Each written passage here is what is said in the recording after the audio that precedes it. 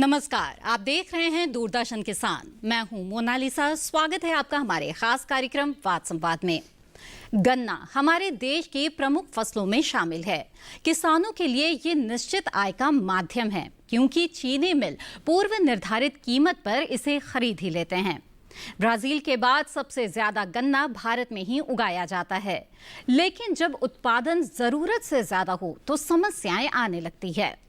गन्ने के साथ भी ऐसा ही हो रहा है। जी हां, अधिक गन्ने को खपाने के लिए चीनी मिलों को जरूरत से ज्यादा चीनी बनानी पड़ रही है। इससे उनका खर्च बढ़ जाता है और उन्हें किसानों के भुगतान में दिक्कत आती है। ऐसे में सरकार अतिरिक्त गन्ने को खपाने के विकल्प तलाश रही है। एथेनॉल गन्ने से बनने वाला हरे रंग का ऐसा पदार्थ है जिसे पेट्रोल के साथ मिलाकर ईंधन के रूप में इस्तेमाल किया जा सकता है। फिलहाल पेट्रोल में 5% ही एथेनॉल मिलाया जा रहा है। सरकार का लक्ष्य 2022 तक इसे 10% करने का है। उसे उम्मीद है कि पेट्रोल के साथ एथेनॉल की खपत से चीनी उद्योग की व्यवहार्यता में सुधार आएगा। आज के वाद संवाद में इसी पर बात होगी और इस बारे में जानने की कोशिश करेंगे कि एथेनॉल क्या है, पेट्रोल में इसका कैसे इस्तेमाल होता है और इसे लेकर सरकार की नीति क्या है। साथ ही जानने की कोशिश करेंगे कि किसानों को इससे क्या फायदा होने वाला है। तो आज हमारी चर्चा का विषय रहेगा गन्ने से निकला हरा सोना। बातचीत के लिए हमारे साथ जुड़ गए हैं खाद्य एवं सार्वजनिक वितरण विभाग के संयुक्त सचिव श्री सुबोध कुमार सिंह। नमस्कार। भारतीय शुगर मिल एसोसिएशन के निदेशक श्री अविनाश वर्मा और वरिष्ठ पत्रकार श्री दीपक दास। नमस्कार। आप सभी का दूरदर्शन किसान पर स्वागत है। बातचीत का सिलसिला शुरू करें उससे पहले आइए देखते हैं एक रिपोर्ट।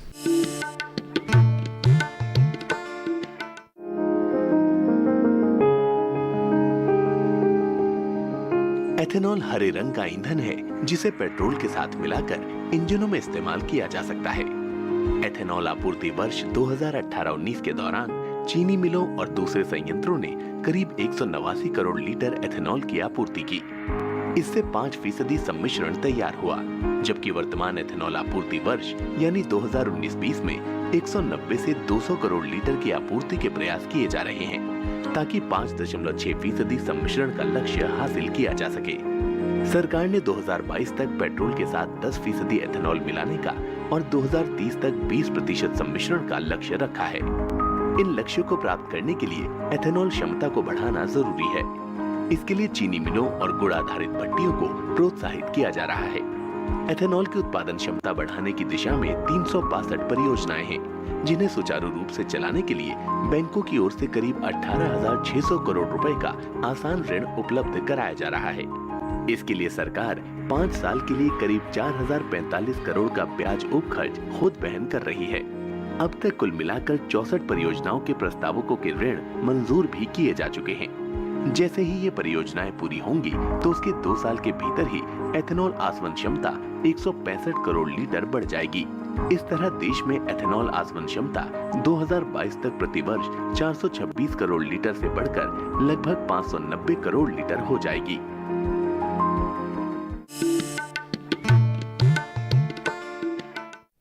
तो आइए अब बातचीत की शुरुआत करते हैं और सबसे पहले सुबोध जी मैं आपका रुख करना चाहूंगी और एथेनॉल के बारे में आज जो हम चर्चा कर रहे हैं तो उसमें हमें सबसे पहले समझाए एथेनॉल के बारे में कि वास्तव में ये है क्या और किस तरह से इसे एक बहुत ही बेहतरीन विकल्प के तौर पर देखा जा रहा है। जो गन्ना किसान हैं उन्हें किस तरह से उनकी जिंदगी में एक सकारात्मक बदलाव आ सकता है, जिस तरह की परेशानी से वो जूझ रहे हैं उससे उनको बाहर निकाला जा सकता है। ऐसे में एथेनॉल को एक बेहतर विकल्प किस तरह से माना जा रहा है? देखिए, गन्ना किसानों के लिए काफ़ी काम हुए हैं। एक हम उनका हर साल गन्ने का एफआरपी फिक्स करते हैं जी। और जो गन्ने का एफआरपी है वो जो उनकी लागत है वो लगभग उससे 79% 80% करीब ज़्यादा है, तो उनको एक उचित मूल्य जिससे गन्ने का मिले जी। फिर काफ़ी वैराइटल इम्प्रूवमेंट हुआ है। गन्ने की यील्ड पर हेक्टेयर अच्छा हुआ है और जो उससे शुगर रिकवरी निकलती है जी। वो बहुत अच्छी हुई है। तो ऑल इंडिया एवरेज करीब 11% हो गया है। तो जैसे एफआरपी 10% पे 285 रुपये होता है पर क्विंटल गन्ने का, और अगर 11% रिकवरी है तो वो 313 रुपये हो जाता है। किसान को उसका अच्छा पैसा मिलता है। अब एफआरपी अच्छा हो गया, रिकवरी अच्छी हो गई तो शक्कर का उत्पादन बहुत होता है।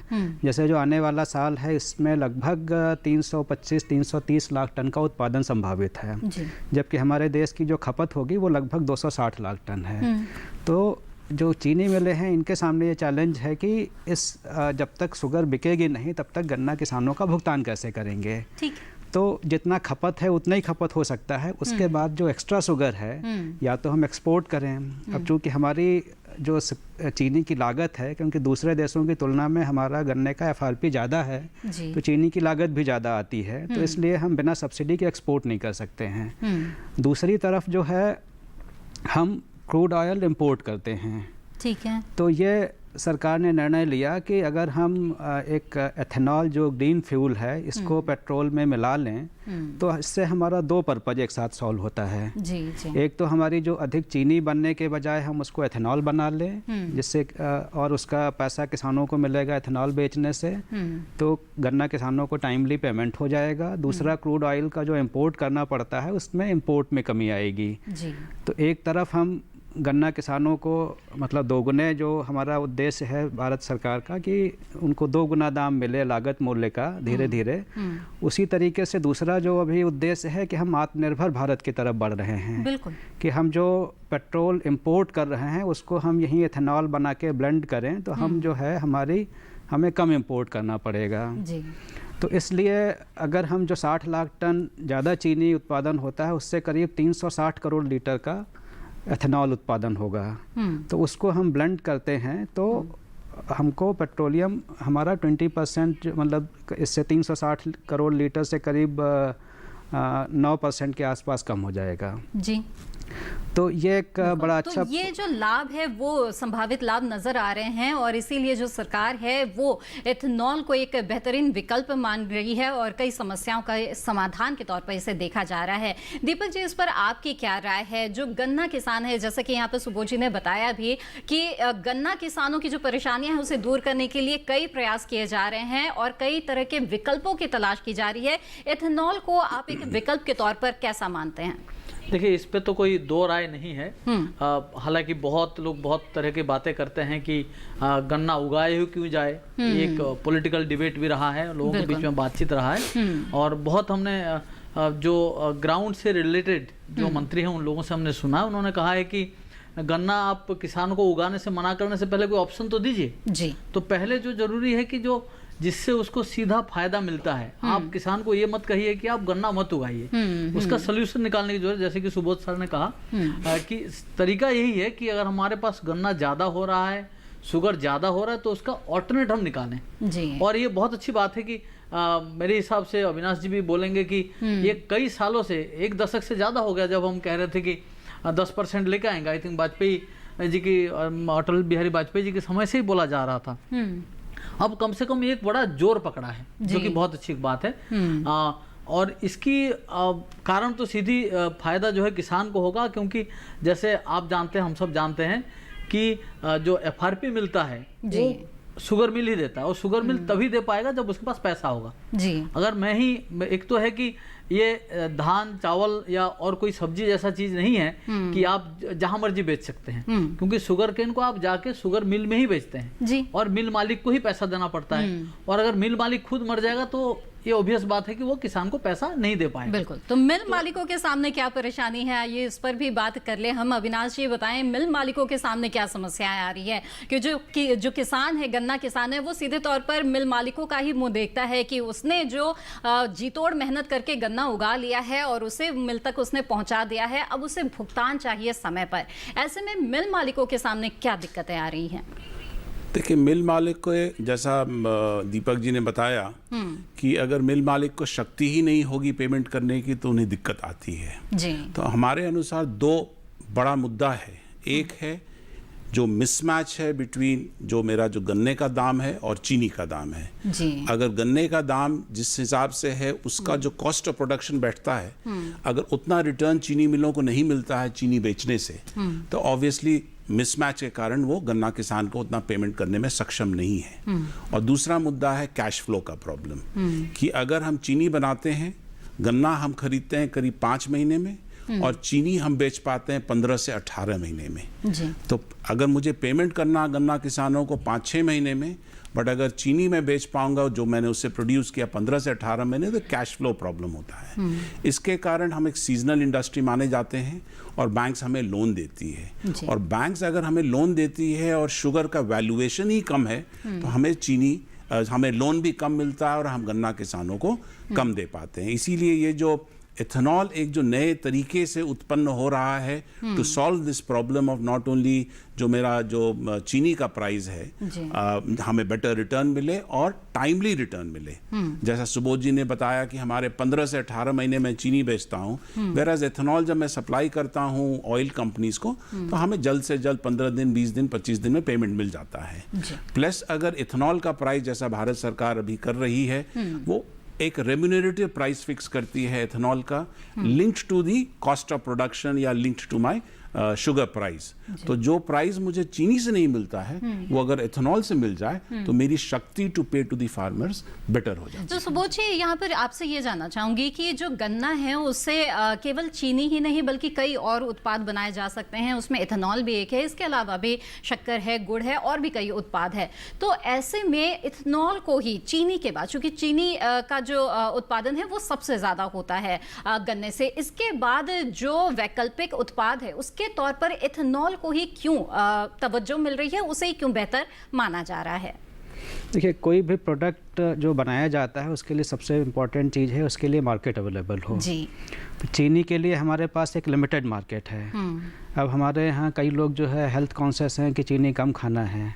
जी। तो अब जो है हम क्या बना सकते हैं? इतने गन्ना सबसे ज़्यादा उत्पादन करने वाली फसलों में से एक है, क्योंकि मतलब टोटल 330 लाख टन चीनी है, 260 लाख टन हम कंज्यूम करेंगे। तो 60 लाख टन के बराबर कोई ऐसी चीज़ ही बनाई जानी चाहिए जिसकी मार्केटिंग में कोई प्रॉब्लम नहीं हो। तो एथेनॉल इसलिए प्रमोट किया जा रहा है कि एथेनॉल की मार्केटिंग की कोई प्रॉब्लम नहीं है, क्योंकि हमारा जो 20% का टारगेट है वो मतलब करीब जो 2030 तक है, तो 2030 में करीब 1000 करोड़ लीटर की ज़रूरत होगी। 1000 करोड़ लीटर का मतलब लगभग 180 लाख टन चीनी के बराबर होगा। जी। तो ये एक बेहतर विकल्प है जिसके लिए मार्केट का कोई दिक्कत नहीं है। एथेनॉल का प्राइस, रेम्यूनरेटिव प्राइस सरकार फिक्स करती है। रॉ मटेरियल जो है मोलासिस है, शुगर केन जूस है, वो अवेलेबल है। तो आजकल ऐसी बहुत कम इंडस्ट्री आपको मिलेंगी जिसके लिए रॉ मटेरियल की दिक्कत नहीं हो, जिसकी मार्केटिंग का दिक्कत नहीं हो और जिसके प्रोडक्ट का दाम भी अच्छा हो। तो ऐसा कोई प्रोडक्ट जो है बहुत मुश्किल से बन पाता है। तो ये एथेनॉल की स्थिति अभी इस तरीके की है, इसलिए इसको बढ़ावा दिया जा रहा है। बिल्कुल, यानी कि इसमें अच्छी मांग भी निकल कर आएगी और किसी तरह की जो मार्केटिंग से जुड़ी हुई दिक्कतें हैं वो भी नहीं आएगी। दीपक जी, आज की स्थिति को अगर हम देखें तो इथेनॉल का जो उत्पादन है वो किस स्तर पर हो रहा है, कितनी संभावना इसमें और आगे नजर आ रही है उत्पादन की? जैसे अभी आपको बताया गया यहाँ पे कि आपने भी खुद कहा कि करीबन 5% से ज्यादा अब ब्लेंडिंग हो गया है और 10% की तरफ हम लोग बढ़ते जा रहे हैं। और अगर देखा जाए तो जैसे सुबोध जी ने भी कहा, मार्केट को तैयार कर दी गई है। जो हमारे रोड ट्रांसपोर्ट मिनिस्ट्री है, जो आपका सारे व्हीकल का जो गाड़ियों की जो है स्टैंडर्ड तय करता है, उसने भी ये स्टैंडर्ड को तय कर दिया है कि कैसे आप जो इथेनॉल ब्लेंडेड गाड़ियां कैसे चल पाएंगी। और मुझे तो एक बहुत बड़ी, अगर देखा जाए तो मुझे बहुत बड़ा एक उम्मीद नजर आ रहा है। जैसे कि उत्तर प्रदेश है, महाराष्ट्र है, हो सकता है एक समय बहुत जल्दी आने वाला है जब हम देखेंगे बहुत ज्यादा पब्लिक ट्रांसपोर्ट में जो बसें चल रही हैं वो भी इथेनॉल में चलना शुरू हो जाए। तो ब्लेंडिंग का एक इशू जो मैं जरूर कहूंगा कि बाकी साथी जरूर बताएं कि जो मेरी जो जानकारी है, आप ब्लेंडिंग को आप कोई पेट्रोल में, ऐसा नहीं कि आप दिल्ली में पेट्रोल बेच रहे हैं उस पर 5% ब्लेंडिंग करके छोड़ सकते हैं, ऐसा नहीं है। जहां बेचेंगे वो पूरा 10% टोटल ब्लेंडिंग होता है। तो ये एक सवाल बहुत बड़ी आती है। आप ये उम्मीद नहीं करिए कि हमने कुछ क्वांटिटी का इथेनॉल बना लिया और सारे देश में वो सारे पेट्रोल में 5% मिल रहा है, ऐसा नहीं है। जहां मिल रहा है पूरा 10% मिल रहा है। तो शायद एक इसकी बहुत ज्यादा, मुझे लगता है कि बहुत ज्यादा जरूरत है, क्योंकि एक तो स्टैंडर्ड तय हो गया व्हीकल का, पेट्रोल में मिलाने का हमारे कंडीशंस तय हो गए। तो अगर हम जल्दी से इसको 10% तक ले जाएं तो उसकी मतलब जो है इस्तेमाल में कोई दुविधा नहीं होगी। बिल्कुल। सुबोध जी, यहाँ पे जानना चाहूंगी ब्लेंडिंग के मामले में हमें थोड़ा सा और विस्तार से बताइए कि जो पेट्रोल की गुणवत्ता है उसमें किस तरह का असर पड़ता है, कितने प्रतिशत एथेनॉल मिलाया जा रहा है इसकी वजह से, और क्या स्टैंडर्ड जो है वो किस आधार पर तय किए जा रहे हैं? जैसे 5% से बढ़ाया जा रहा है, 10 तक ले जाने का लक्ष्य है, तो इसकी भी कोई सीमा होगी जाहिर तौर पर कि कहाँ तक बढ़ाया जा सकता है इसे? तो अभी जो कुछ स्टडीज हुई हैं उसमें लगभग यह है कि अगर हम 14-15% तक ब्लेंडिंग करते हैं जी। तो हमारी जो इंजन सभी डिजाइंड हैं ये उस पर अच्छे चलेंगे। उसके ऊपर जब हम ब्लेंडिंग करने जाएंगे तब हमको हमारे जो इंजन्स हैं उनके जो नए जो गाड़ियां बनेंगी या इंजन्स में कुछ मॉडिफिकेशन करना पड़ सकता है जी। या उससे ज़्यादा बनाते हैं तो गुणवत्ता पे वो हो सकता है। लेकिन अभी जो हमारी इंजन्स हैं गाड़ियों के वो सब 14-15% ब्लेंडिंग में उनको कोई दिक्कत नहीं है, एफिशिएंटली उतनी ही क्षमता से चल सकते हैं। बिल्कुल। और अविनाश जी, आप बताएं हमें इथेनॉल को बनाने की प्रक्रिया के बारे में कि किस तरह से ये निकाला जाता है ताकि ये जो पेट्रोल है उसमें मिलाया जा सके। जो चीनी मिले हैं क्या वहीं पर इथेनॉल का भी जो है उत्पादन किया जाता है या उसके लिए अलग से प्लांट बैठाने की आवश्यकता होती है? जी, जो हमारा अगर आप चीनी मिल का बात करें तो चीनी मिल में तो सिर्फ हम चीनी बनाते हैं, और जब हम चीनी उसमें से निकाल लेते हैं फ्रॉम शुगर केन तो हमारा 2 बाई प्रोडक्ट निकलता है, एक जो भुस्सा जिसको हम बगास बोलते हैं और दूसरा जो है हमारा मोलासेस जिसको शीरा बोलते हैं। और ये शीरा को ट्रेडिशनली हम अपने डिस्टिलरी में ले जाते थे और टैंक में मोलासेस टैंक में या शीरा टैंक में रख के उसे फर्मेंट करते हैं ईस्ट डाल के, और ईस्ट डाल के फर्मेंट करते हमें रेक्टिफाइड स्पिरिट मिलता है या जो हम लोग जनरली अल्कोहल के नाम से जानते हैं। तो रेक्टिफाइड स्पिरिट या अल्कोहल करीब करीब 94-94.5% प्योर होता है जी।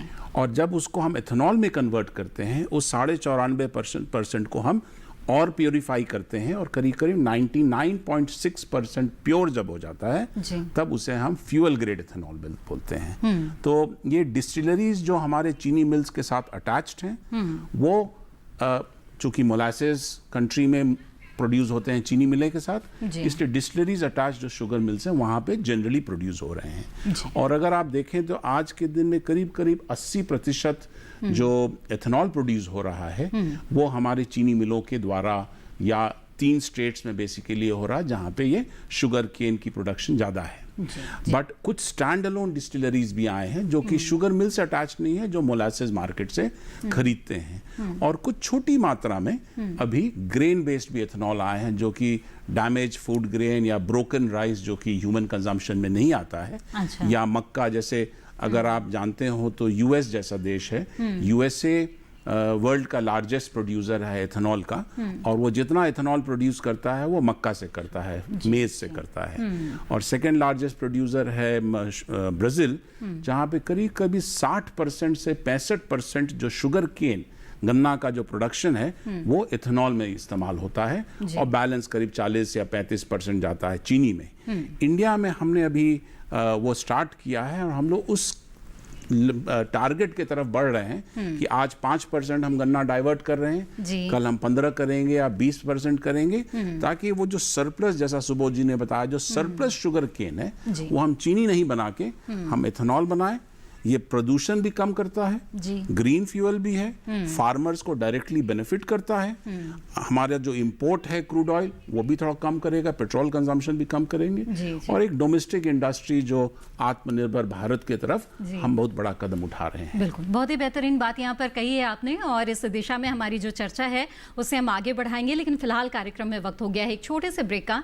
हम जल्द हाजिर होंगे, आप बने रहें दूरदर्शन किसान पर।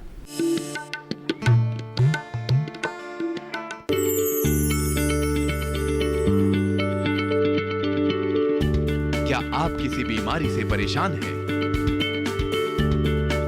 चाहते हैं डॉक्टर की सलाह? तो हम हैं आपके साथ, बताएंगे आपको जीने की राह। समस्याएं आपकी, समाधान देश के मशहूर विशेषज्ञों के। घर बैठे बात करें देश के जाने माने डॉक्टरों से। हमारे लाइव प्रोग्राम स्वस्थ किसान में हर शनिवार शाम 6 बजे से 7 बजे तक। 50 साल से लगातार कृषि दर्शन है आपके साथ। खेती की नई तकनीकों से लेकर किसानों की हर समस्या का हल, जारी है कृषि दर्शन का ये सफर। किसान चैनल के साथ सोमवार से शुक्रवार शाम 5:30 पर।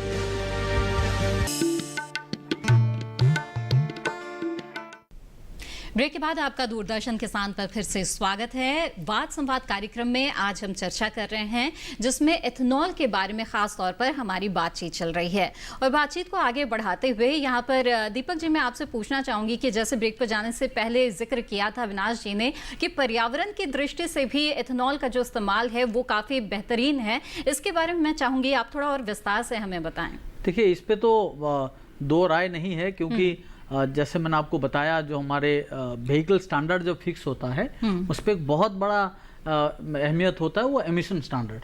तो एमिशन स्टैंडर्ड को देखते ही जो इथेनॉल का ब्लेंडिंग का जो हमारे इंजन का जो होता है, जिसके लिए हम कहते हैं टाइप अप्रूवल टेस्ट कहा जाता है कि पर्टिकुलर इंजन क्या क्या किस तरह से फ्यूल को यूज करेगा, उस पर एमिशन लेवल को भी देखा जाता है। तो उस पर देखा गया है कि इथेनॉल जो है बहुत ही सही प्रोडक्ट है, बेटर देन पेट्रोल जी। और रादर बेटर नहीं कहें तो कम से कम इक्विवेलेंट टू पेट्रोल तो है ही। अच्छा। और दूसरा जो है, जैसे मैं आपको बीच में बता रहा था कि हम एथेनॉल का जो ब्लेंडिंग को बढ़ाने के लिए इसको ध्यान में रखते हुए सरकार ने E85 मतलब जो एक रेगुलेशन लाए हैं जी, इथेनॉल 85% इथेनॉल लगा के भी आप गाड़ी चला सकते हैं। अच्छा। और मैं इसके पीछे ऐसा नहीं कि खाली ये कहावत में चल रहा है या खाली जो है मुंह सुनी बात है। मुझे याद है पिछले साल एक हमारे मंत्री जी हैं नितिन गडकरी जी और नीतीश कुमार हैं बिहार के चीफ मिनिस्टर, इन दोनों ने एक एक्चुअली फ्लेक्सी फ्यूल मोटरसाइकिल का टेस्ट ड्राइव भी किया था। अच्छा। तो उस पर भी ये दिखता है कि जो है आपका जो इथेनॉल में जो गाड़ी चलाते हैं तो एमिशन लेवल बहुत ही कम रहता है। तो इन हुए जैसे आपने शुरुआत में कहा, एक जो है एक हरा सोना है जी। एक तरह से ये ग्रीन भी है और किसानों के लिए फायदा भी है। और अगर देखा जाए कि आगे जो है जैसे जैसे व्हीकल का स्टैंडर्डाइजेशन हो रहा है, जैसे व्हीकल में प्रोग्रेस हो रहा है जी, इसमें ये जरूर और भी जो है रिफाइंड प्रोडक्ट जैसा आएगा। हमें पूरा उम्मीद है कि जो है ये तो डीजल से तो बहुत गुना अच्छा साफ सुथरा फ्यूल है और ये पेट्रोल के बराबर का ही निकलेगा। बिल्कुल। तो इसकी खूबी एथेनॉल की ये तो है ही कि पर्यावरण की दृष्टि से भी ये बहुत ही बेहतर है। और इसके साथ ही जैसा कि बताया कि आत्मनिर्भर भारत अभियान जिस तरह से छेड़ा हुआ है अभी हमारे देश में, इस दृष्टि से भी देखा जाए तो इथेनॉल के उत्पादन को अगर जोर दिया जाए तो फिर आत्मनिर्भर भारत अभियान के लक्ष्य को भी पूरा किया जा सकता है। सुबोध जी, इस पर आप क्या कहना चाहेंगे? अगर हम एथेनॉल बनाते हैं और 20% तक ब्लेंडिंग पे ले जाते हैं तो हमको 20% इंपोर्ट कम करना पड़ेगा। ये एक आत्मनिर्भर भारत की मतलब डायरेक्शन में एक बहुत बड़ा कदम होगा कि हमारी दूसरे देशों पे एक डिपेंडेंसी कम होगी और हमारे ही जो किसानों का उत्पाद है जो इतना सरप्लस है, जो बिक नहीं पाता है, चाहे वो गन्ना हो या फिर मक्का हो या चावल हो या दूसरे टाइप के जो क्रॉप्स हैं, तो उनका सबका कंजम्पशन भी इसमें हो जाएगा जी। तो एक तरफ किसानों को फ़ायदा होगा और दूसरा हम इंपोर्ट बिल अपना कम करेंगे। तो दोनों साइड से मतलब ये कि आत्मनिर्भर भारत की डायरेक्शन में एक बहुत बड़ा स्टेप होगा जी।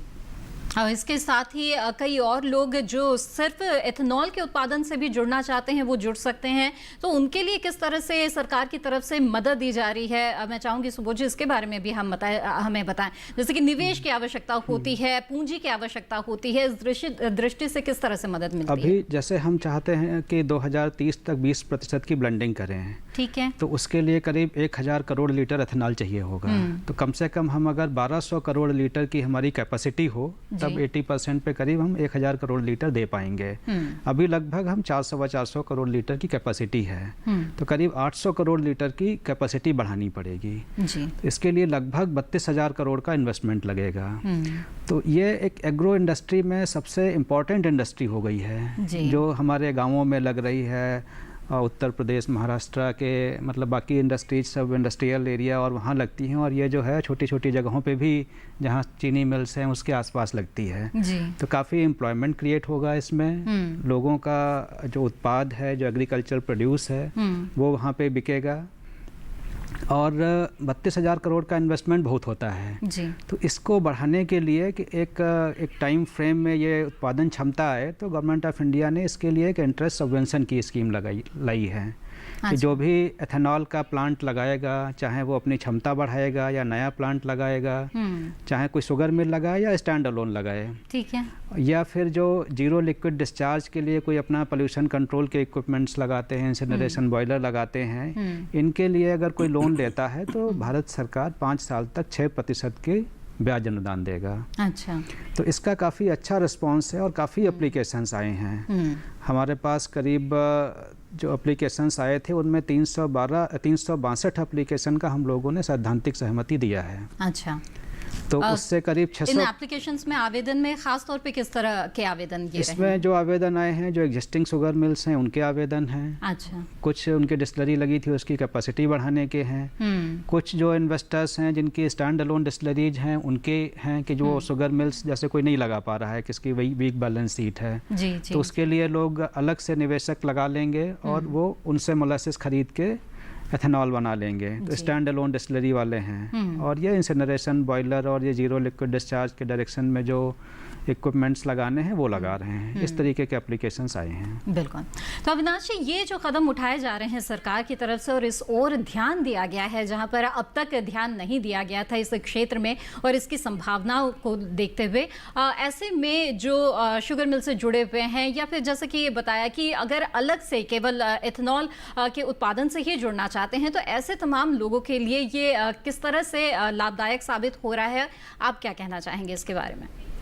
जी, ये जो एथेनॉल का जो प्लानिंग चल रहा है और ये जो प्रोजेक्ट्स इम्प्लीमेंट हो रहे हैं और भारत सरकार की तरफ से जो हमें प्रोत्साहन दिया जा रहा है, I think it is a huge blessing. जी, हमारे इंडस्ट्री में बहुत उत्साह है जी, क्योंकि अभी क्या हो रहा था कि करीब करीब 90% हमारा जो रेवेन्यू है वो सिर्फ चीनी से आता था और अगर चीनी का प्राइस गिर जाता था बिकॉज सरप्लस चीनी प्रोडक्शन हो जा रहा था, तो हम लोग कोशिश कर रहे हैं कि हमारा जो रेवेन्यू रियलाइजेशन है हम थोड़ा डाइवर्सिफाई करें। जी, और अगर एथेनॉल एक नए डाइवर्सिफाइड प्रोडक्ट के तहत हमारे समक्ष आ रहा है तो और वो हमारा शुगर प्रोडक्शन भी बैलेंस कर दे, शुगर प्रोडक्शन भी रिड्यूस कर दे और हमारे चीनी का प्राइस को भी ठीक रखे अगर वो सरप्लस शुगर को मैं एथेनॉल में डाइवर्ट करूं। तो जैसा सुबोध जी ने बताया कि रिस्पांस हमारे तरफ से बहुत बेहतरीन रहा है। 362 लोगों ने अप्लाई किया है। जी, कुछ लोगों को दिक्कतें आ रही हैं कि उनकी बैलेंस शीट थोड़ी कमज़ोर है बिकॉज चीनी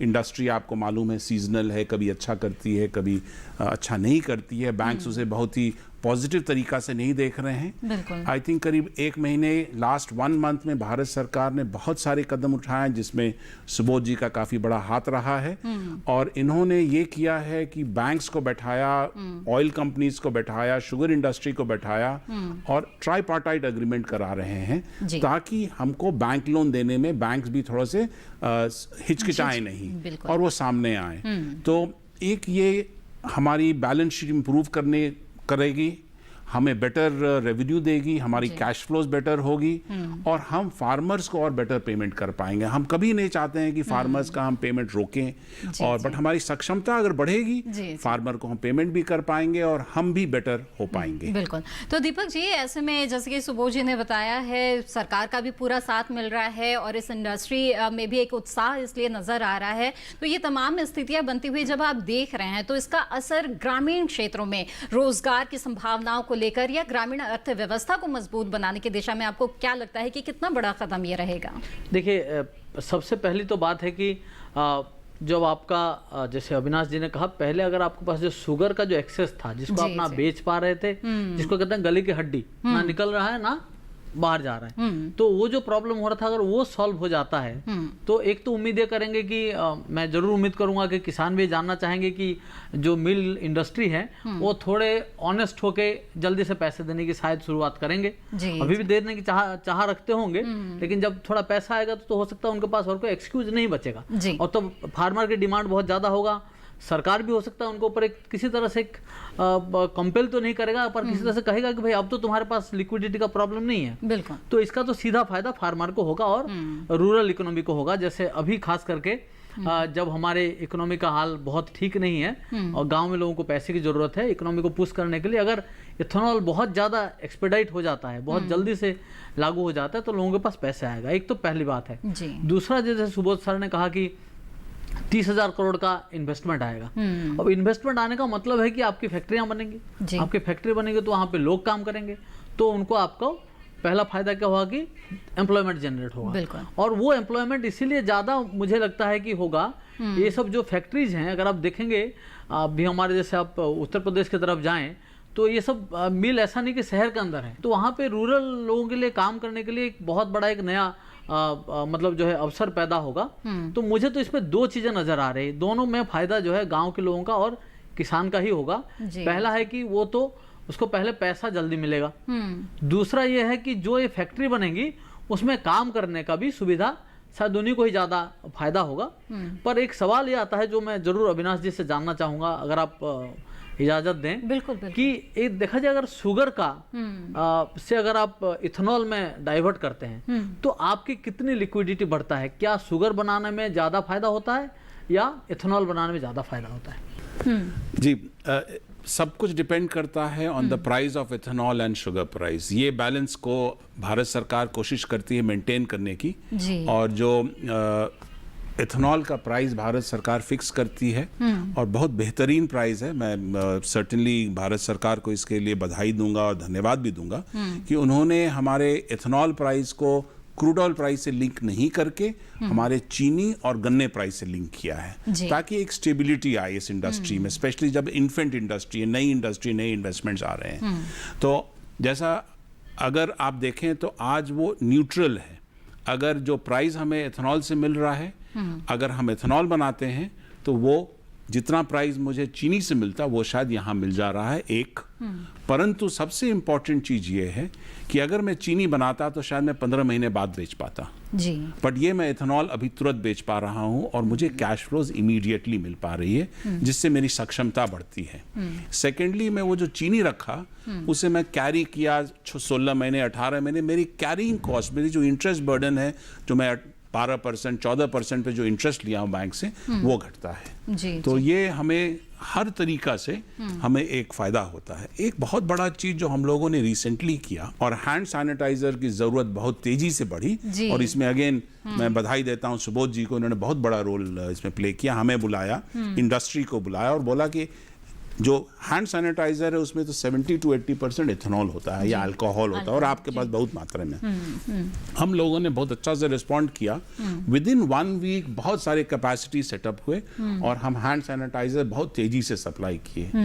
आपने देखा होगा पीपीई किट्स की शॉर्टेज हुई, बाकी सब सारे वेंटिलेटर्स के शॉर्टेज हुई, बट हैंड सैनिटाइजर्स की शॉर्टेज बिल्कुल नहीं हुई। आपके हैंड सैनिटाइजर्स के प्राइसेस भी भारत सरकार ने 200 रुपए पर लीटर रखा, उतने में हम देते रहे। तो ये तो सुबोध जी कह सकते हैं कि आपने आपदा को अवसर में बदला है इस बहाने।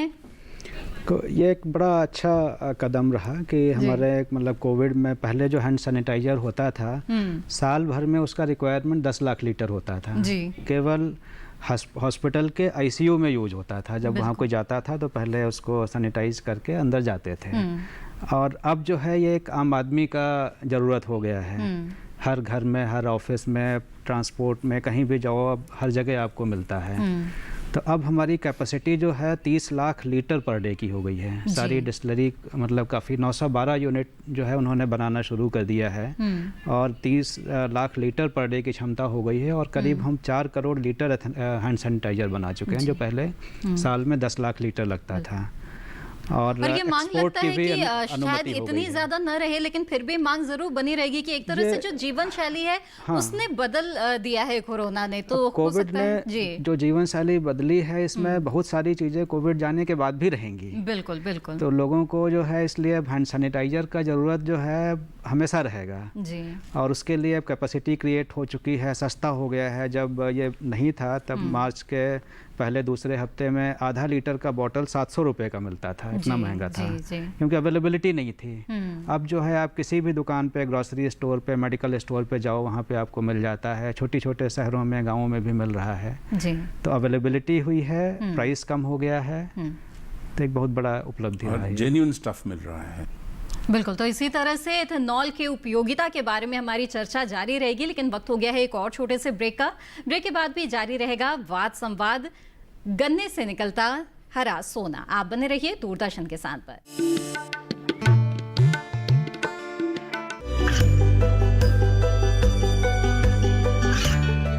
गांवों और पिछड़े क्षेत्रों में सरकारी योजनाओं की जानकारी पहुंचा।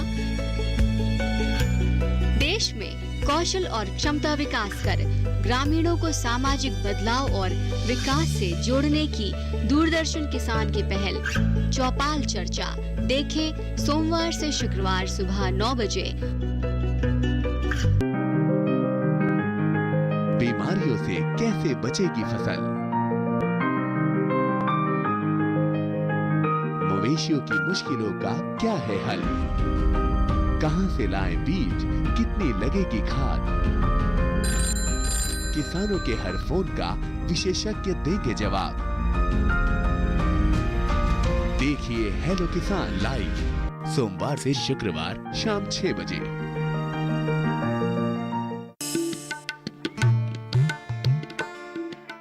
ब्रेक के बाद आप सभी का फिर से स्वागत है। आप देख रहे हैं कार्यक्रम वाद संवाद, जिसमें हम आज गन्ने से निकला हरा सोना विषय पर बातचीत कर रहे हैं।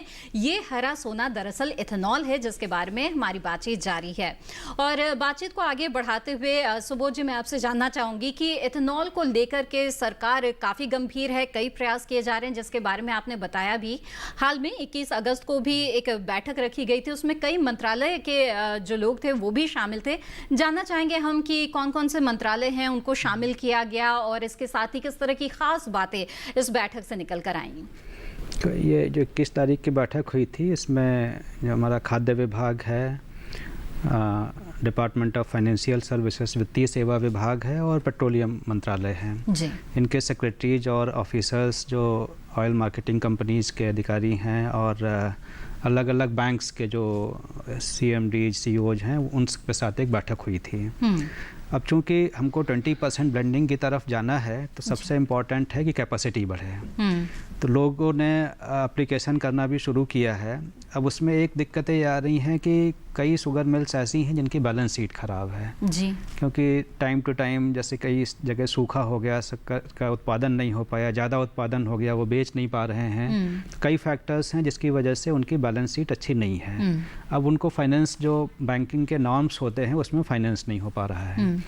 तो हम लोगों ने इसमें एक मीटिंग करके एक व्यवस्था निकाली कि एक ट्राइपार्टाइट एग्रीमेंट हो 3 पक्षों के बीच में।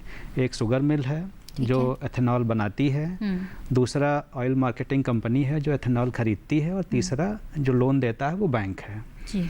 इन तीनों के बीच एक एग्रीमेंट हो, उसमें ये होगा कि जो शुगर मिल एथेनॉल बेचेगी ऑयल मार्केटिंग कंपनी को, वो जो उसका पैसा होगा वो जो बैंक से लोन लेगी, तो एक बैंक में एक एस्क्रो अकाउंट खोला जाएगा, उसमें पैसा जमा करेगी।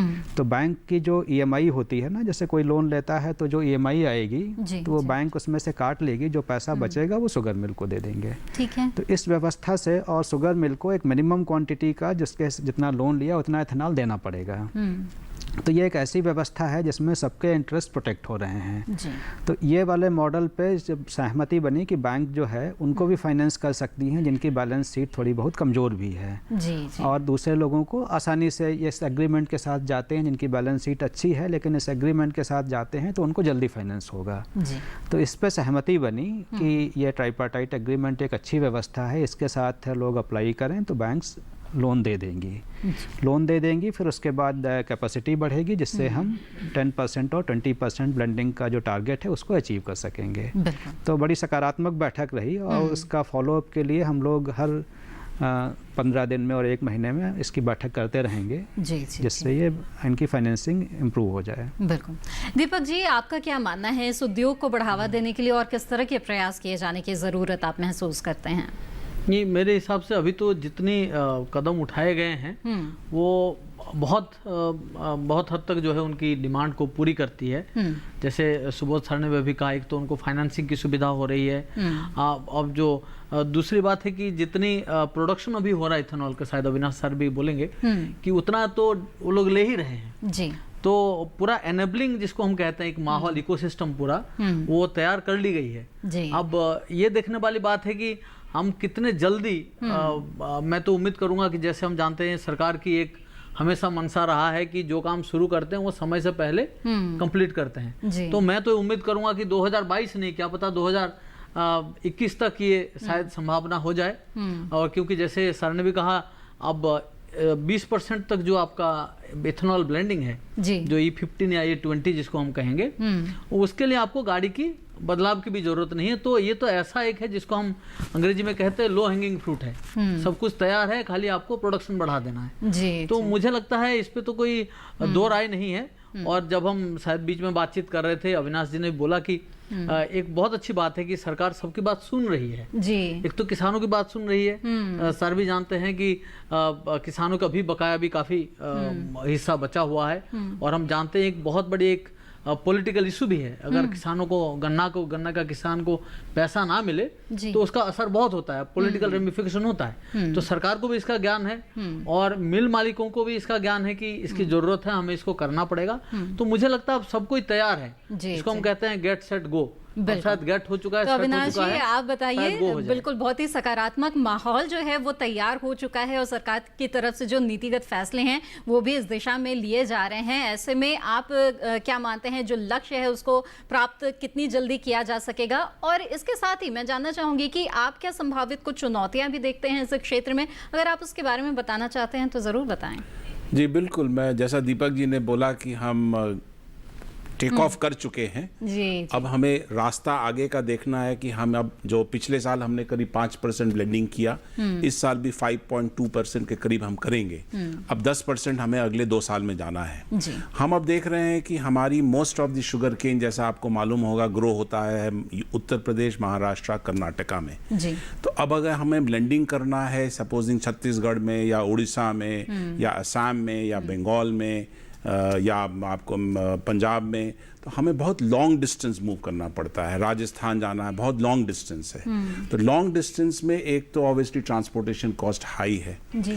तो उसको हम कैसे उसको ओवरकम करें, क्या पाइपलाइंस हम बिछाएं, जो जिस मीटिंग की बात अभी आपने चर्चा की 21 अगस्त की बात, उस दिन भी शायद चर्चा हुई थी कि हम पाइपलाइन बिछाने की कोशिश करेंगे ताकि ट्रक मूवमेंट, टैंकर मूवमेंट हम कम कर पाएं। एक दूसरा, क्या हम इन 3 स्टेट्स में या इन नेबरिंग स्टेट्स में जहां हम 10% पहुंच चुके हैं, क्या हम 15% ब्लेंड करना शुरू करें इन स्टेट्स में जी। तो उसके लिए क्या माहौल पैदा करना होगा, बिकॉज स्टैंडर्ड सेट है और जैसा सुबोध जी ने बताया कि हमें कोई इंजन में बदलाव करने की जरूरत नहीं है। तो हम अगर 15% यहाँ स्ट्रेट अवे कर पाएंगे तो हम भी फास्टर सप्लाई कर पाए, हमें भी जो दिक्कतें आती हैं।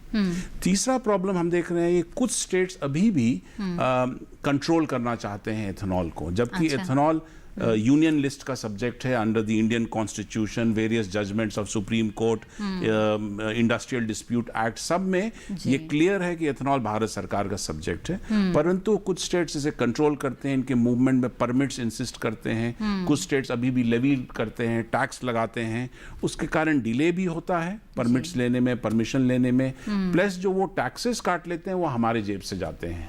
अगर वो 2 रुपया, अभी रिसेंटली तक दिल्ली भी ले रहा था, बट करीब 2 महीने पहले दिल्ली ने विड्रॉ कर लिया 2 रुपया प्रति लीटर। राजस्थान जैसे हम भेजना चाहते हैं तो दिक्कतें हमें आती हैं। तो ये सारी दिक्कतें काफी कम हो गई हैं over the last I think 5 years। Subodh ji, इस दिशा में और आगे क्या फिर जो नीति है वो बनाई जा रही है या इस बारे में क्या सोचा जा रहा है? अभी जो शुगर सेक्टर से जो टोटल ब्लेंडिंग जो अभी मतलब उत्पादन है और गैप है करीब 60 लाख टन एक्स्ट्रा होती है, इससे हमने बोला कि 360 करोड़ लीटर हो जाएगी। अभी करीब 180-90 करोड़ जाता है।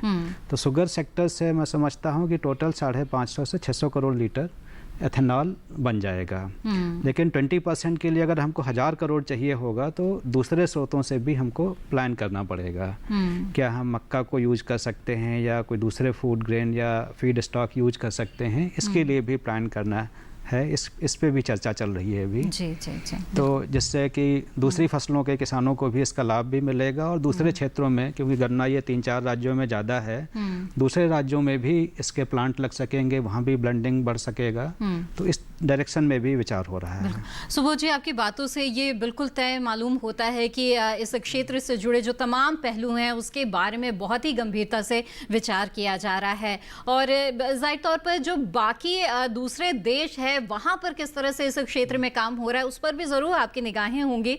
मैं चाहूँगी कि आप बताएं कि क्या कुछ ऐसे देशों का उदाहरण दे सकते हैं जहाँ पर इस क्षेत्र में बहुत ही बढ़िया काम हुआ है और उनके मॉडल्स को हम भी अपना सकते हैं? ये जो ब्लेंडिंग का टारगेट है, जैसे अमेरिका में 15% का करीब है, ब्राज़ील में 27% कर रहे हैं जी। हम लोगों ने अभी 10% और फिर 20% का टारगेट रखा हुआ है। और वहाँ पे जैसे मक्का, अमेरिका में ज़्यादा मक्का का यूज होता है एज ए फीड स्टॉक, तो उन्होंने उसका उत्पादन बढ़ाया अपना। हम ब्राज़ील में शुगर केन से रिलेटेड ज़्यादा होता है, हमारे यहाँ भी शुगर केन का है। तो मक्का भी एक अल्टरनेटिव क्रॉप अच्छा हो सकता है जिसमें पानी भी कम लगता है, जहाँ पानी की उपलब्धता, गन्ना वहीं पे होता है जहाँ पे ज़्यादा पानी उपलब्ध हो जी। तो ये अगर हम दूसरे फीड स्टॉक की बात करेंगे तो उसमें जो है दूसरे राज्यों में भी ये इसका क्रॉप लगाई जा सकती है और इथेनॉल का उत्पादन बढ़ाया जा सकता है, जिससे देश के कई राज्यों को इसका लाभ मिलेगा। बिल्कुल। अविनाश जी, ऐसे कुछ उदाहरण क्या आप भी बताना चाहेंगे हमें? हाँ बिल्कुल, अगर आप ब्राज़ील की बात करें, ब्राज़ील पायनियर माना जाता है और यूएसए इसमें करीब 2001 से उन्होंने स्टार्ट किया है। बट यूएसए में जितना इन्होंने तेजी से पकड़ा है इसको, तो वो करीब अभी, जैसा आप सुबोध जी ने बताया, 15% तो ब्लेंडिंग वो कर रहे हैं। प्लस इन दो देशों में आप जो एक सुने होंगे फ्लेक्स फ्यूल कार, और वो फ्लेक्स फ्यूल कार 0% से 100% में किसी भी मात्रा में पेट्रोल और एथेनॉल पे, 100% एथेनॉल पे भी चल सकते हैं। अच्छा। तो अगर ब्राज़ील की बात करें तो जितना वो पेट्रोल पंप पे बेचते हैं एथेनॉल, करीब 27% ब्लेंडेड है, एथेनॉल ब्लेंडेड पेट्रोल। बट वहाँ प्योर एथेनॉल भी मिलता है, तो वो प्योर एथेनॉल भी डाल सकते हैं अपनी गाड़ी में। तो अगर एवरेज देखें तो ब्राज़ील करीब आज 47% पेट्रोल का कंजम्पशन है, तो 53% पेट्रोल है और 47% उनका वहाँ पे एथेनॉल का कंजम्पशन है। सिमिलरली यूएस बहुत बड़ा एक्सपोर्टर आज के दिन में है of ethanol into the world market, और ये जैसा इन्होंने बताया कि शुगर केन, मेज, इन दोनों से, और दोनों की उपलब्धता इंडिया में बहुत अच्छी है। जी जी बिल्कुल।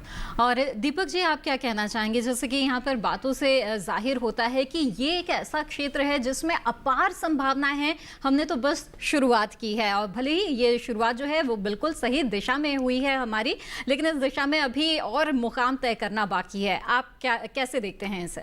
नहीं, जैसे आप जानते हैं कि अब नई बातें शुरू हुई है जिसको हम कहते हैं इथेनॉल इकोनॉमी। ये भी एक नया इकोनॉमी है, एक नया इकोनॉमिक एक्टिविटी का पूरा एक जरिया है। जैसे सुबोध सर ने बोला कि हमारी जो हम लोग क्रूड ऑयल जो इंपोर्ट करते हैं वो करीबन 7 लाख करोड़ का है शायद। तो अगर सोचिए उस पर अगर 20% हम घटा देंगे तो कितनी बड़ी हमारी फायदा होगा। जो पैसा हम बाहर में ऐसे ही देते थे वो हमारे अपने किसान, हमारे अपने देश में रहेगा। तो ये तो एक नया इकोनॉमी का एकदम जो है, जिसको कहते हैं कि एक द्वार खुलेगा।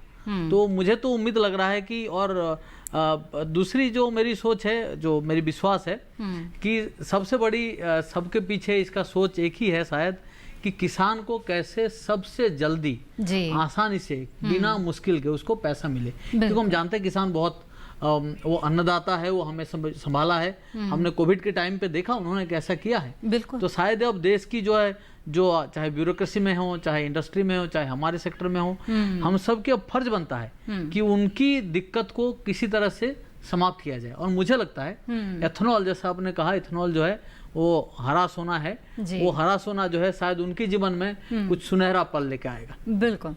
और चलते चलते सुबोध जी, आप क्या कहना चाहेंगे हमारे तमाम किसान साथियों से? और इथेनॉल इकोनॉमी, जैसा कि बताया यहाँ पर दीपक जी ने, इसे जिस तरह से सरकार बढ़ावा दे रही है और इंडस्ट्री की तरफ से भी एक उत्साह देखा जा रहा है, तो किस तरह से हमारे जो ग्रामीण जनजीवन है उनके जीवन में सुनहरे पल ये इंडस्ट्री ला सकता है, इसके बारे में आप चलते चलते क्या कहना चाहेंगे? जी, जैसे दीपक जी ने बताया कि हमारे जो अन्नदाता ने, मतलब पिछले कुछ सालों में जो हम कई चीज़ों में हमारे कम होता था प्रोडक्शन, अब हम जो है एक्सेस प्रोडक्शन में आ गए हैं। तो एक्सेस प्रोडक्शन ये तभी बना रहेगा जब हमारे एक्सेस प्रोडक्शन की मार्केटिंग उपलब्ध हो, वो प्रोडक्ट बिक जाए। तो वो अगर बाहर हम एक्सपोर्ट नहीं कर सकते हैं तो अपने देश में उसका कंजम्पशन केवल एथेनॉल ही एक विकल्प अभी दिख रहा है, कि जिसके एथेनॉल बनाने से उनका जो सरप्लस प्रोडक्शन है, चाहे वो गन्ने से हो, चाहे मक्के से हो, चाहे दूसरी क्रॉप से हो, वो उसमें खप सकता है। जी। तो ये प्रोडक्ट बिकेगा तो किसानों को सस्टेनेबल बेसिस पे उनको अपनी उपज का पैसा मिलता रहेगा। जी। तो वो अच्छा उत्पादन करते रहें और सरकार उनके उत्पादन की मार्केटिंग की व्यवस्था उपलब्ध कराती रहेगी। जी बिल्कुल। तो सरकार का भी पूरा साथ है और उद्योग जगत की तरफ से भी एक उत्साह देखा जा रहा है और ऐसे में हम उम्मीद कर सकते हैं कि इसका जो सुफल है वो हमारे गांव के किसानों के जीवन में ज़रूर नज़र आएगा और गन्ने से निकलने वाला ये जो हरा सोना है वो उनकी ज़िंदगी में भी हरियाली लाएगा और सुनहरे पल लाएगा। बहरहाल इसी के साथ आज के इस वाद संवाद में बस इतना ही। कार्यक्रम में भाग लेने के लिए आप सभी मेहमानों का बहुत बहुत आभार। अब मिलेंगे अगले हफ्ते और फिर किसी नए विषय पर करेंगे वाद संवाद। तब तक के लिए आप बने रहें दूरदर्शन किसान पर। दीजिए इजाजत, नमस्कार।